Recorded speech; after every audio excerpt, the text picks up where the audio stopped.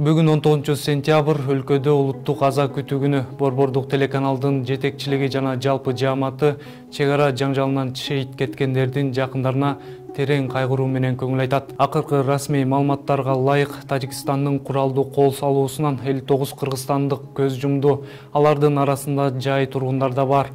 Бүгүн 19 сентябрь саат 9:00 карата Тажикстандын куралдуу кол салуусунан жаратылган жарандардын саны 163-кө жетти. Маалыматты Саламаттыкты сактоо министрлигинен билдиришти. Кабарлагандай, түндө Баткен облусундагы саламаттыкты сактоо мекемелеринде 19 жабырлануучу кайрылган. Алардын ичинен 12 бейтап амбулатордук дарыланууга жөнөтүлгөн.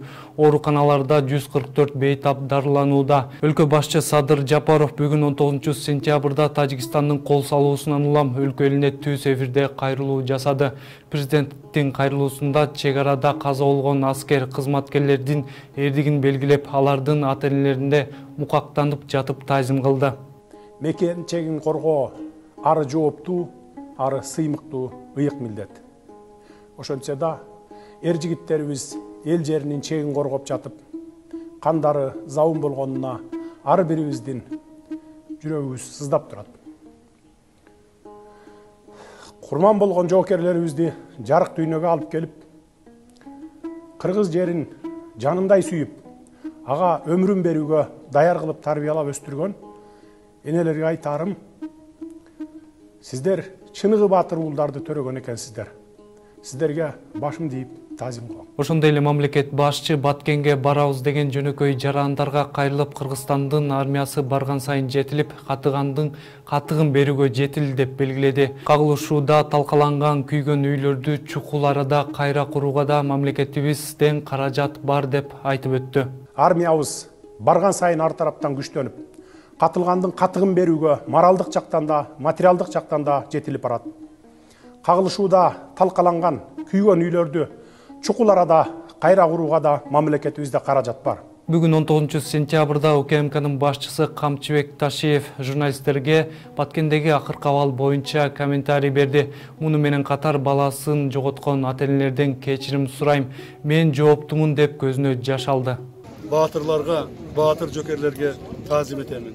Ар бир менин жокерлерим өздөрүн акыркы убактыр, акыркы минуталарына чейин элим жерим деп каза болду. Урматтуу жокерлер, каза болгон ата-энелер, мен силердин алдыңарда жоопкермин. Силердин балдарыңарды сактап бере албадым.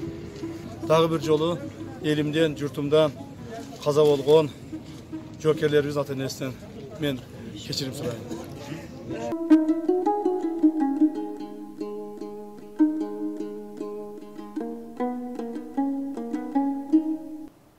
Белгилей кетсек, 16 сентябрда Тажик Республикасы тынч жаткан Кыргыз Республикасына кол салды.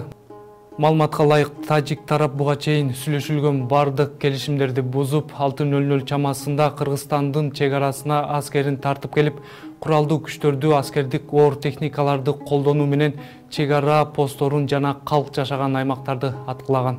Тажикстан мурда жетишилген бардык макулдашууларды бузуу менен Кыргызстандын чек арасына аскерлерин алдын ала жайгаштырып, куралдуу күчтөрдү, оор аскердик техниканы колдонуу менен чек аранын бардык периметри боюнча Кыргызстандын Баткен жана Лейлек райондорундагы кыргыз-тажик мамлекеттик чек арасында жайгашкан чек ара жана жарандык объектилерине чыккынчылык менен кол салды. Чек ара кызматы Тажикстандын аскер кызматкерлери катары аныкталбаган адамдар куралдуу кагылышууларга активдүү катышып жатканын билдирген. Коңшу Тажикстандын аскер кызматкерлери Баткен районундагы Аксай дарыясынын үстүнөн өткөн 36 метрлик көпүрөнү жардырган видеосу соц тармактарга тарады. Бул көпүрө аркылуу калк жайгашкан аймактарга дары-дармек, азык-түлүк жана башка керектүү болгон нерселер жеткирилип турган.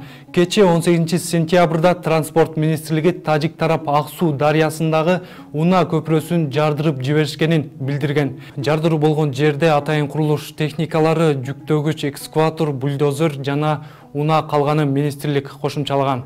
Тажик тараптан Кыргызстанга куралдуу кол салуусунан Баткен районундагы 8 мектеп жана 1 бала бакча зыянга учурады. Бул тууралуу Билим берүү жана Илим министрлиги маалымдады. Чек арадагы куралдуу кагылышуудан мугалимдер дагы жабыркаган деп айтылат маалыматта. Ведомствонун маалыматы боюнча Баткен районуна окуу процесси токтотулган. Бир райондо 8 мектеп жана 1 бала бакчанын терезеси талкаланып, имаратына ок тийген. Жабыркаган мугалимдер дарылануудан өтүп жатат. Тажик аскерлеринин куралдуу басып киришинин натыйжасында 282 үй жабыркаган. Бул тууралуу Өзгөчө кырдаал министрлигинин өкүлү Бактыбек Чамашов маалымат жыйынында билдирди. Анын айтымында Өзгөчө кырдаал министрлиги атайын комиссия менен биргеликте жабыркаган объектилердин санын эсептеп чыккан. Эсептөөнүн жыйынтыгында 282 турак жай объектилери аныкталып, 3 стратегиялык 9 социалдык объектилер аныкталды.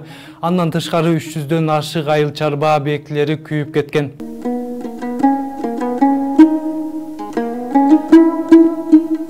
Тышкы иштер министрлиги 14-17 сентябрь күндөрү Кыргызстандын эгемендүү аймагында болгон окуяларды Тажикстан тараптан биздин мамлекетке карата алдын ала пландалган куралдуу агрессия актысы катары баалай турганын билдирген. Эгемен мамлекетке куралдуу кол салуу уюштуруп, анда тынч жаткан элди мыкаачылык менен өлтүрүп, мүлкүн талап, үйлөрүн өрттөгөн Тажикстан эми дүйнө коомчулугуна маалыматты бурмалап, Кыргызстандын күнөөлүү экенин көрсөтүү аракетинде. Бүтүндөй тажик басылмалары тынч жаткан Кыргыз өлкөсүн каралаган маалымат таратууда.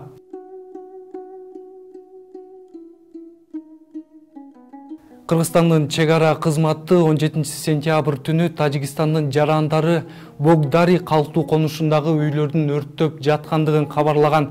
Тажик тараптын мындай аракетин кийин Кыргыз тарап айыптоо үчүн атайлап жасалган чыгым болуп саналарын белгилеген. Ошондой эле Тажикстандын куралдуу кол салуусунан токтотууга мажбурлоо үчүн жооп кайтарууга аргасыз болуп жаткандыгы маалымдалган.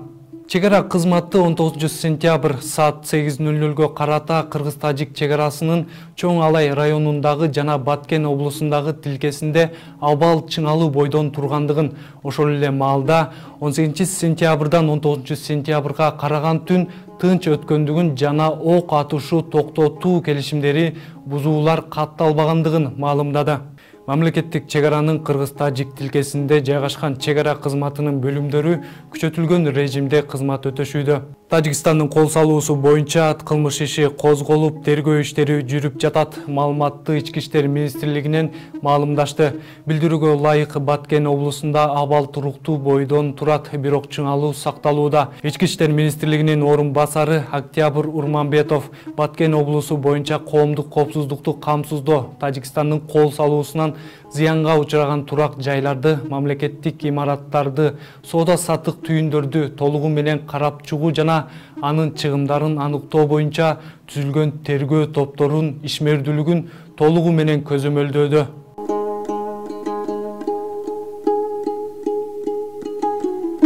Кыргызстан тынчтыкта, аманчылыкта жана бактылуулукта өмүр сүрсүн. Урматтуу телекөрүүчүлөр, биз Тажикстандын кол салуусунан кыйраган Баткен тууралуу баяндадык. Аны мен Элмирбек Нурбек уулу айтып бердим.